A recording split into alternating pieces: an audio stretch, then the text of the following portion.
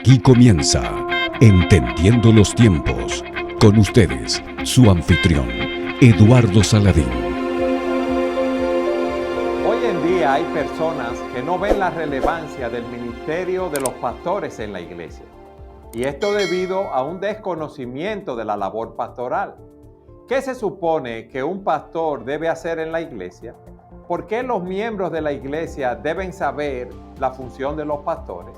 Y estad siempre preparados para presentar defensa con mansedumbre y ser así entendidos de los tiempos. Para responder estas preguntas y otras más, tenemos con nosotros en este día a Sugel Michelén. Sugel, bienvenido. Gracias, Eduardo. Contento de estar de nuevo aquí. Sí, siempre es un placer tenerte con nosotros. Yo sé que has estado muy ocupado últimamente con las labores pastorales y participando en conferencias, ¿verdad? Por Zoom y presenciales también. Luchando con el COVID. Pasado, ¿verdad? Sí, estuve en México, en Sinaloa, hace 2 semanas, pero al regresar también tuve COVID, así que han sido unos días un poco agitaditos. Pero ya estamos aquí. Pero ya estamos en acción nuevamente, ¿verdad? Amén. Sugel, tú eres una persona autorizada para hablar de este tema, no solamente por el conocimiento bíblico, sino por la práctica. Si mal no recuerdo, tú tienes alrededor de 40 años en el ministerio pastoral. Sí, yo comencé mi ministerio en noviembre del año 1981, así que en este noviembre, 1 de noviembre, cumplí 40 años en el ministerio. Y solo como una nota, el 40 de casados. Mi esposa y yo. Wow. Sí. Qué bien. Lo que pasa es que nosotros entramos muy jóvenes, Eduardo, al ministerio. Ese es el asunto. Bueno, no es que... déjalo ahí, Sugel. Yo fui ordenado como pastor en el año 1985. Y me casé en junio de 1981, o sea que tengo 38 años en el ministerio pastoral y 41 años y cumplo 42 ahora en junio de casado. Felizmente casado, al igual que tú. Amén. Y de esos 38 años que tienes en el ministerio, 36 lo hemos batallado juntos. En la misma iglesia, porque todavía, ¿verdad? Seguimos batallando juntos, pero en la misma iglesia. Es así hasta el momento que salimos a plantar esta nueva iglesia, Iglesia Bíblica Sola Gracia. Amén. Sugel, ¿qué tú tienes que decirnos de esta problemática del desconocimiento de la labor de los pastores y todos los problemas que esto conlleva? Primero, hay pastores que entran o personas que entran al ministerio pastoral sin tener ese llamado, sin tener las cualificaciones también. ¿Qué tú nos dirías de todo esto? Yo creo que debemos comenzar por el comienzo, y el comienzo es Dios. ¿Cómo Dios ve el ministerio pastoral? Porque si tú y yo tenemos una visión de algo diferente a la de Dios, somos nosotros los que estamos equivocados. La pregunta es, ¿cómo Dios ve el ministerio pastoral? En Jeremías capítulo 3, versículo 15, Dios promete a su pueblo que en el nuevo pacto Él iba a proveer pastores que pastoreen al pueblo con ciencia y con entendimiento. Así que Dios mismo está diciendo, yo voy a darles eso en el nuevo pacto. Cuando llegamos al Nuevo Testamento, algo interesante que vemos es que las 3 personas de la Trinidad están envueltas en el llamado de un hombre al ministerio. En Mateo capítulo 9, ¿te acuerdas? En el versículo 38, Cristo le dice a los discípulos, orad al Señor de la mies, porque la mies es mucha, los obreros son pocos, orad al Señor de la mies para que Él envíe obreros a su mies. Fíjate que esos obreros no son autoenviados, ellos no se envían solos, los envía Dios. Y en este caso, Jesús evidentemente se está refiriendo a Dios el Padre, Él es el Señor de la mies. Sin embargo, en Hechos capítulo 20, versículo 28, Pablo está hablando con los pastores de la iglesia en Éfeso y le dice, mirad por vosotros y por todo el rebaño en que el Espíritu Santo os ha puesto por obispos, por supervisores, para pastorear la iglesia del Señor que Él ganó con su propia sangre. Así que en Mateo 9, ¿quién es el que envía obreros? Dios el Padre. En Hechos 20, ¿quién es el que pone pastores? Dios el Espíritu Santo. Y en Efesios capítulo 4, versículo 11, Pablo está hablando de la obra redentora de Cristo y dice, y él mismo constituyó a unos apóstoles, a otros profetas, a otros evangelistas y a otros pastores y maestros para que capaciten a los santos. Así que, ¿qué tan importante es el ministerio pastoral para Dios? Bueno, él promete en el Antiguo Testamento que iba a dar pastores.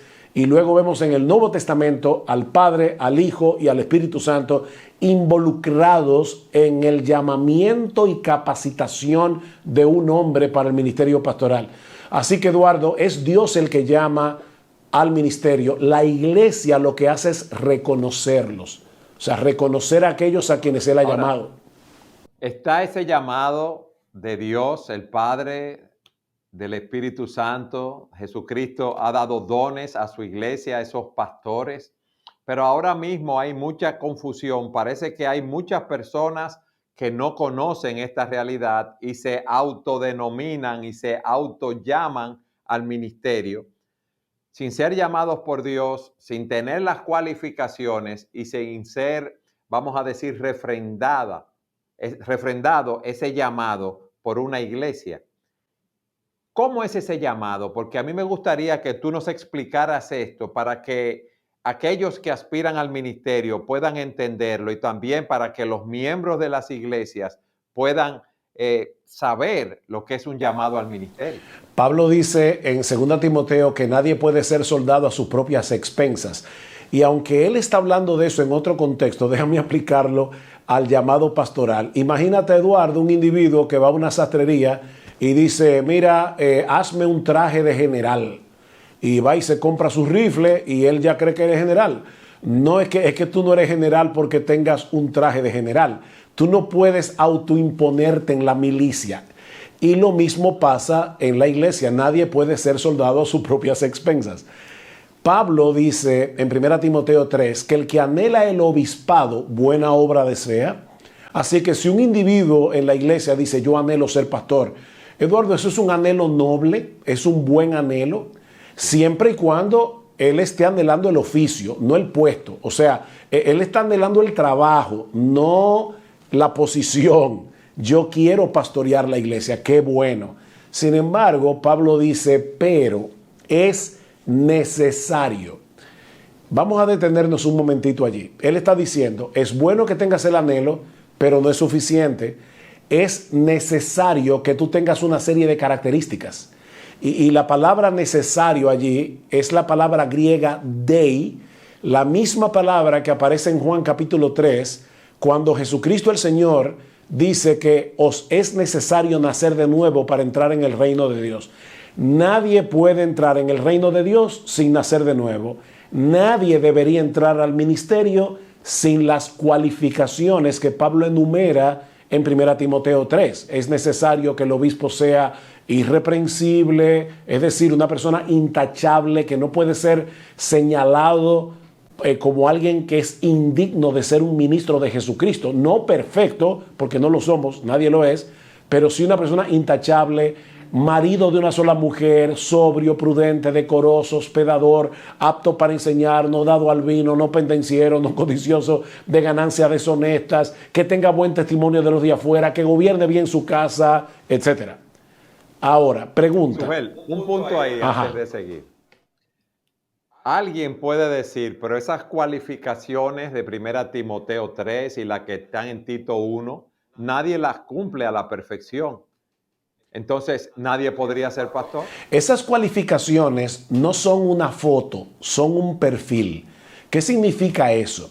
Okay. Yo puedo ver a una persona, inclusive medio en la oscuridad, y decir, ven acá, parece que es fulano, porque el perfil es de fulano. Una foto es la imagen perfecta. Bueno, la imagen perfecta de 1 Timoteo 3 y Tito 1 solo lo cumple una persona, Jesucristo. Sin embargo, nosotros podemos ver a un hombre y decir, siendo un pecador no glorificado, él cumple con ese perfil en sentido general. Por ejemplo, Eduardo, que sea marido de una sola mujer. ¿Qué significa eso? Bueno, que sea evidente que ese hombre vive para su esposa, es un hombre que ha sido fiel a su esposa durante todos esos años, pero no quiere decir que sea un marido perfecto, pero es marido de una sola mujer. O sea, la iglesia reconoce que él no está por ahí flirteando con las hermanitas de la iglesia, él no es una persona impura, nadie lo puede acusar de ser un fornicario, o sea, ese tipo de cosas. Entonces, en ese sentido, yo puedo decir, bueno, él no es un marido perfecto, pero es un marido fiel, sobrio, prudente, decoroso, o sea, una persona que tenga un carácter que no es explosivo, que no es iracundo. Eduardo, hay personas que de cualquier tontería hacen un huracán. Una persona así no puede ser pastor porque va a crear un montón de problemas en la iglesia. Entonces debe ser una persona que tenga dominio propio, debe ser una persona para quien los principios bíblicos son importantes. Eso en cuanto al carácter. Pero luego también dice que debe ser apto para enseñar. ¿Y eso qué significa? Que sea un tremendo predicador tipo Spurgeon, Martin Lloyd-Jones. No, no necesariamente, pero debe ser una persona capaz de tomar la escritura, entenderla y explicarla a otros y aplicarla a la vida de otros. Eso es apto para enseñar. Una persona que no tenga esa aptitud, esa capacidad, no debe ser pastor. La pregunta del millón, Eduardo, es, ¿y quién evalúa eso? Porque yo puedo tomar 1 Timoteo 3 y decir, yo soy esa persona. No, pero es que espérate, no eres tú el que debes evaluar eso. Dios nos da dos mecanismos, o mejor dicho, Él usa dos grupos de personas para ayudarte a evaluar eso. A tus pastores y a la iglesia. Fíjate que en Hechos capítulo 6, cuando se iban a buscar los primeros diáconos, los apóstoles les dieron las características: hombres llenos de sabiduría, del Espíritu Santo, llenos de fe, etc. Pero ¿qué le dicen ellos a la iglesia? Busquen entre vosotros a esos varones. Eduardo, una persona que cumpla como un perfil 1 Timoteo 3 y Tito 1 no va a pasar desapercibido. La iglesia lo va a ver. Pero también Pablo le dice a Timoteo, no impongas con ligereza las manos a ninguno. Eso quiere decir que tú tienes el anhelo, la iglesia lo evalúa y los pastores lo evalúan también. Yo creo, Eduardo, que ese sistema no es perfecto, todavía aún así se pueden colar algunos, pero se está cerrando la puerta bastante para que no entre al ministerio quien no debe entrar, porque si entra, a la larga va a hacer mucho daño. Es así, Sugel. Y luego que esa persona es instalada en el ministerio pastoral, entonces, ¿cuáles son las funciones primarias que debe llevar a cabo? Tú nos hablaste que debemos como pastores cuidar el pueblo que Cristo compró con su sangre. ¿Cuáles son esas funciones? Fíjate que voy a citar otra vez tanto el texto de Efesios como el de Hechos que citamos al principio. Mirad por vosotros y por todo el rebaño. Aquí vemos claramente que el pastor, en primer lugar, debe cuidar su propia vida antes que cualquier cosa. De hecho, es lo que Pablo le dice a Timoteo en 1 Timoteo 4:16. Timoteo, ten cuidado de ti mismo y de la doctrina. Entonces yo debo cuidar primero mi propia vida espiritual, mi propia relación con el Señor. Nunca, Eduardo, un pastor debe estar tan ocupado pastoreando la iglesia que descuide su relación con el Señor de la Grey. Nunca, de ninguna manera. Sugel. Yo estoy de acuerdo 100% contigo en esto, porque la vida espiritual del pastor como un creyente y como un ministro, ¿verdad?, que está alimentando espiritualmente al pueblo de Dios es algo vital, porque uno no puede dar lo que uno no tiene en ese sentido. Y también un pastor debe modelar una vida de piedad y una relación estrecha con Dios. Pero ahora vemos que hay muchos pastores que están envueltos en un gran activismo y descuidan esa vida espiritual. Y muchos están en un activismo quizás pensando en cuidar de la grey de Dios, visitando a los hermanos, aconsejando, exhortando, pero llega un momento que se secan espiritualmente. ¿Qué consejo tú le darías entonces? Que el pastor recuerde que él también es una oveja de Cristo y que él es un simple creyente. Porque a veces, Eduardo, la gente cree que los pastores pertenecemos como una élite súper espiritual. No, tú y yo tenemos que luchar con nuestros propios pecados. Tú y yo tenemos que alimentar nuestra vida espiritual. Entonces, cuando tú y yo en la mañana nos levantamos y estamos delante del Señor con nuestra Biblia en las manos para hacer nuestro devocional, no estamos haciendo nuestro devocional como pastores, lo estamos haciendo como creyentes. Y yo no debo nunca olvidar eso. Yo soy un creyente que no solamente necesito alimentarme de las Escrituras yo, sino también que necesito ser pastoreado, Eduardo. Por eso es que es tan importante que en una iglesia haya una pluralidad de pastores que se cuiden entre sí. Yo necesito que me pastoreen. Y yo creo que muchos de los problemas que tenemos en el día de hoy es precisamente que muchas iglesias están pastoreadas por llaneros solitarios. No porque no tienen otro hombre en la iglesia, sino porque no quieren tener a nadie que les haga sombra. Son caciques, Eduardo, y los caciques hacen mucho daño en la iglesia. Hombres autoritarios que no quieren que nadie les diga que están equivocados, que no quieren tener que venir delante de otros pastores, poner sus planes y orar juntos y que otro pastor le diga, mi hermano, no, eso no se puede ahora. O sea, nosotros no lo sabemos todo, ni tenemos todos los dones, ni tenemos todas las fortalezas. Entonces los pastores tenemos que recordar que no pertenecemos a una superélite, somos simplemente cristianos y debemos cuidar nuestras vidas como cristianos que somos.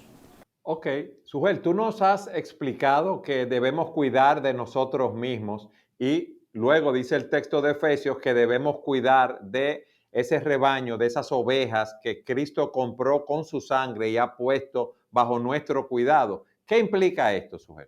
Bueno, primariamente y sobre todo que nosotros pastoreamos con la palabra de Dios y a través de la palabra de Dios. Eduardo, nuestro pastoreo a las ovejas de la iglesia no consiste en hacer que las ovejas se comporten como yo quiero, hagan lo que yo quiero, opinen como yo opino. No, nuestra función como pastores es traspasar a la iglesia la mente de Cristo revelada en las Escrituras. Es por eso que Pablo le dice a Timoteo, en 1 Timoteo 4, si esto enseñas a los hermanos, 1 Timoteo 4, 6, serás un buen ministro de Jesucristo. ¿Qué significa eso? Bueno, que si tú no enseñas esas cosas a los hermanos, tú no eres un buen ministro. Por más buena gente que tú seas, aunque tú vayas a las casas de los hermanos y te tomes con ellos un café, que eso está muy bien, pero tu función primaria es traspasar la mente de Cristo al corazón de las ovejas que Él compró con su sangre. Segunda Timoteo 2:15, procura con diligencia presentarte a Dios aprobado como un obrero que no tiene de qué avergonzarse, que usa bien, que traza bien la palabra de verdad. Eso es lo que nosotros estamos llamados a hacer. Nosotros traspasamos Biblia. O sea, nosotros estamos aquí para equipar a los santos con lo que Cristo ha revelado en su palabra. Si estamos haciendo eso, somos buenos ministros de Jesucristo. En Hechos capítulo 6 surgió un problema. Algunos miembros de la iglesia en Jerusalén comenzaron a quejarse porque sus viudas no estaban siendo correctamente atendidas. Había favoritismo en la iglesia. Pregunta, ¿eso es un problema serio? Pero claro que sí. Nosotros tenemos que atender a las viudas. De hecho, Santiago dice que la religión pura y sin mácula es esta: guardarse sin mancha del mundo y atender a las viudas y a los pobres. O sea que realmente sí, nosotros tenemos que atender a las viudas. Pero ¿qué le dicen los pastores? Busquen entre ustedes varones que hagan esa labor y nosotros persistiremos en la oración y en el ministerio de la palabra. Porque no es justo, y la palabra que los apóstoles usaron ahí es bien fuerte, no es apropiado, no es correcto, no es lo que debe ser, que nosotros dejemos a un lado la palabra de Dios para atender a las mesas. Entonces, atender a las mesas es importante, pero es más importante que los pastores ministren la palabra de Dios. Ahora, eso implica, Eduardo, Primero que todo, que nosotros debemos conocer la palabra. O sea, si hay algo que un pastor no puede darse el lujo es de ser un ignorante de lo que Dios ha revelado en su palabra. Cada cual conforme a la capacidad que el Señor le ha dado, los recursos que el Señor le ha dado, porque tenemos que ser justos. Hay pastores, sobre todo en nuestra región, en América Latina, que no tienen iglesias que pueden ayudarlos a tener una buena biblioteca.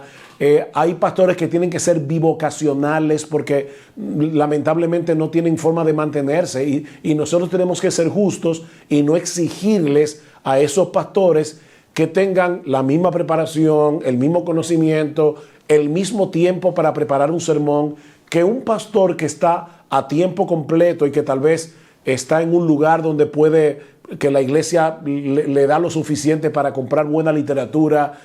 Tenemos que ser justos en ese sentido, Eduardo, y no estar comparando un pastor con otro. Pero cada cual, en el lugar donde está, en la condición en que está, con los recursos que tiene, debe procurar manejar bien las Escrituras y enseñarla bien. Sugel, tú nos has dicho y estamos de acuerdo en que la labor primaria del pastor es alimentar el rebaño con la palabra de Dios, ¿verdad? Ya sea públicamente aquellos que tienen los dones de predicación o privadamente aquellos que no tienen esos dones de predicación tan destacados, pero son maestros de las Escrituras, son aptos para enseñar. A mí me gustaría que en los 5 minutos que nos quedan de programa, tú nos hables de la labor de supervisión de las ovejas del pastor, porque alguien puede pensar, bueno, lo mío es predicar la palabra, me voy a pasar el día entero en una oficina estudiando, predico el domingo o doy una clase durante la semana y ya está. ¿Es esto así? No, esa es una muy buena observación. Mira lo que dice el autor de la carta a los Hebreos en el capítulo 13. Dice en el versículo 7, acordaos de vuestros pastores que os hablaron la palabra de Dios. O sea, fíjate cómo el autor aquí les recuerda a ellos, esos pastores que probablemente ya habían partido a la presencia del Señor, pero ¿qué es lo que se destaca? Ellos os hablaron la palabra de Dios. Pero no solamente eso, ellos también modelaron esa palabra. Dice, acordaos de vuestros pastores que os hablaron la palabra de Dios, considerad cuál haya sido el resultado de su conducta e imitad su fe. Esos pastores predicaron, pero también vivían lo que predicaban y los miembros podían ver en ellos, no perfectamente, pero sí genuinamente, hombres que estaban modelando la palabra de Dios. Luego en el versículo 17 dice el autor de la carta, obedeced a vuestros pastores y sujetaos a ellos, porque ellos velan por vuestras almas como quienes han de dar cuenta, para que lo hagan con alegría y no quejándose, porque esto no os es provechoso. Ahora, no solamente se nos dice que ellos hablan la palabra de Dios, sino que ellos también velan por los creyentes, porque la gran comisión que Cristo nos dejó es enseñándoles a guardar todo lo que yo os he mandado. Y una de las funciones de los pastores es ver cuál es la condición espiritual en que se encuentran las ovejas, cuál es la necesidad que tienen y ministrarles la palabra conforme a esa necesidad, a la vez que equipan a la iglesia, Eduardo, para que la iglesia funcione como un cuerpo, porque los pastores no podemos hacerlo todo. O sea, tú no puedes ocuparte de todos los hermanos que no están bien en la iglesia. Y precisamente por eso es que los pastores equipamos a los creyentes para que también los creyentes ayuden a otros, aconsejen a otros, animen a los que están desanimados, etc. Así que acordaos de vuestros pastores que os hablaron la palabra, que modelaron la palabra, ellos velan por vuestras almas. Pero me encanta, Eduardo, cómo termina Hebreos 13, porque en el versículo 24 dice, saludad a todos vuestros pastores. Fíjate que la relación que el autor de la carta nos está presentando aquí no es la de un grupo de tiranos que están diciendo, sujétense a mí, obedézcanme a mí. No, nosotros debemos predicar la palabra y esperar que los hermanos se sometan a la palabra predicada. Nosotros no tenemos poder legislativo, Eduardo. ¿Qué significa eso? Nosotros no estamos aquí para poner nuevas leyes, no. Nosotros estamos aquí para traspasar la palabra de Dios. Y los hermanos deben sujetarse en la misma medida en que nosotros predicamos la palabra. Pero la relación que hay entre pastor-oveja es una relación de amor, es una relación de afecto. Cuando este autor dice saludad a todos vuestros pastores, primero note, Eduardo, que en todos los textos se implica que son más de 2 pastores. Acordaos de vuestros pastores, sujetaos a vuestros pastores, saludad a todos vuestros pastores. ¿Cuántos pastores había en esa iglesia? Porque si son 2, sería raro decir saludar a todos vuestros pastores. Seguramente eran más de 3. Pero el saludo oriental, Eduardo, era muy cálido. O sea, no es que pasen por la puerta y le digan, bye bye, nos vemos. No, es saluden a sus pastores, acérquense a sus pastores, muéstrenles afecto. En aquellos días era con un beso en la mejilla, tal vez hoy día no se usa, ¿verdad? Ese tipo de expresión, pero tiene que haber dentro de nuestra cultura algún tipo de expresión de afecto que yo manifieste hacia mis pastores. Porque de hecho, en 1 de Tesalonicenses 5:12, dice que nosotros debemos, 12 al 14, debemos tenerlos en alta estima y amor por causa de su obra. Así que es muy fácil sentarse a criticar a los pastores. Pero la verdad es, Eduardo, que si bien es cierto que muchos pastores tienen una conducta que es criticable, también es cierto que muchas veces los miembros de la iglesia no le muestran el afecto debido a los hombres fieles que están haciendo lo que deben hacer para pastorear el rebaño de Cristo. Porque, Eduardo, y esto sí no quiero dejar de decirlo antes de que termine el programa, y yo sé que lo he dicho otras veces, pero Cristo no está edificando a su iglesia con celebridades.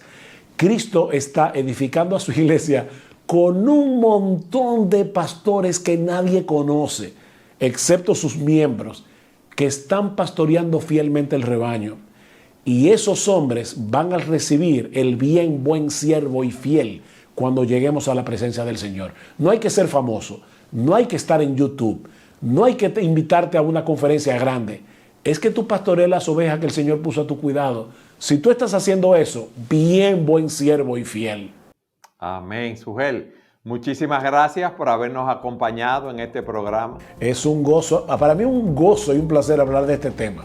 Espero que lo podamos seguir más adelante. Y gracias a todos ustedes por habernos acompañado en un programa más de Entendiendo los Tiempos.